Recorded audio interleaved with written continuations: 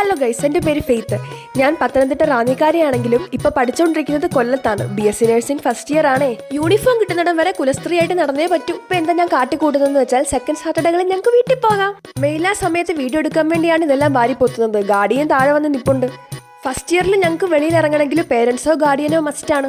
പിന്നെ ഈ ബാഡ്ജ് ഇടുന്നത് ST കിട്ടുമല്ലോ എന്ന് ആലോചിച്ചിട്ടാണ്. എൻ്റെ വലിയൊരു ആഗ്രഹമായിരുന്നു ദൂരെ എവിടെയെങ്കിലും പഠിക്കാൻ പോകണമെന്ന്. അങ്ങനെ ഞാൻ മലപ്പുറത്ത് കൊടുത്തെങ്കിലും കിട്ടിയത് കൊല്ലത്താണ്. വിഷയമില്ലെന്ന് എവിടെ നിന്നാലും ഇൻഡിപെൻഡൻ്റ് ആകാമല്ലോ.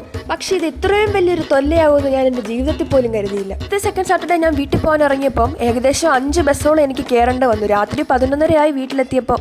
അതുകൊണ്ടിപ്പോൾ ഞാൻ ട്രെയിനിലാണ് വരാറെന്ന് ഉദ്ദേശിക്കുമ്പോൾ ഞാൻ ആകെ ഒരു തവണ കയറിയിട്ടുള്ളൂ. ഇതിപ്പോൾ 2ാമത്തെ തവണയാണ്. എനിക്കാണ് ട്രെയിൻ കയറാനും അറിയത്തില്ല. എന്തായാലും കറക്റ്റ് പ്ലാറ്റ്ഫോമിൽ ചെന്ന് എത്തി അവസാനം. എൻ്റെ ഈ കോളേജ് ലൈഫിലെ സങ്കല്പം എന്നൊക്കെ പറഞ്ഞു കഴിഞ്ഞാൽ ഫ്രണ്ട്സും ഒക്കെ ആയിട്ട് ഒരുമിച്ച് ട്രെയിനിൽ കയറുന്നു, സൈഡ് സീറ്റിലിരിക്കുന്നു, ഹെഡ്ഫോണിൽ പാട്ട് കേൾക്കുന്നു, മഴ പെയ്യുന്നു. അന്തസ്! എൻ്റെ കർത്താവേ, ഈ അന്തസ്സിന് ഇത്രയും വില കൊടുക്കേണ്ടി വരുമെന്ന് ഞാൻ അറിഞ്ഞില്ല. ഈ ട്രെയിൻ ആണെങ്കിൽ 30 മിനിറ്റ്സ് ലേറ്റ് ആയിരുന്നു. എന്തോ നടുവേനയായിരുന്നെന്നോ. പിന്നെ ചെങ്ങന്നൂർ വന്നിറങ്ങി അവിടെ നിന്നൊരു ആൻറ്റിയോട് വഴിയും ചോദിച്ച് അവസാനം ബസ്സിൽ വന്ന് കയറി. എങ്ങോട്ടെന്നല്ലേ? ടു കോഴഞ്ചേരി. കണ്ടടാ, കോഴഞ്ചേരിയിൽ എത്തിയപ്പോൾ റാന്നിയിലോട്ടുള്ള ലാസ്റ്റ് ബസ്സും പോയി. ഹോസ്റ്റലിലെ ഫുഡ് പ്രമാദമായതുകൊണ്ട് രാവിലെ ഉച്ചയ്ക്കും ഞാൻ പട്ടിണിയായിരുന്നു.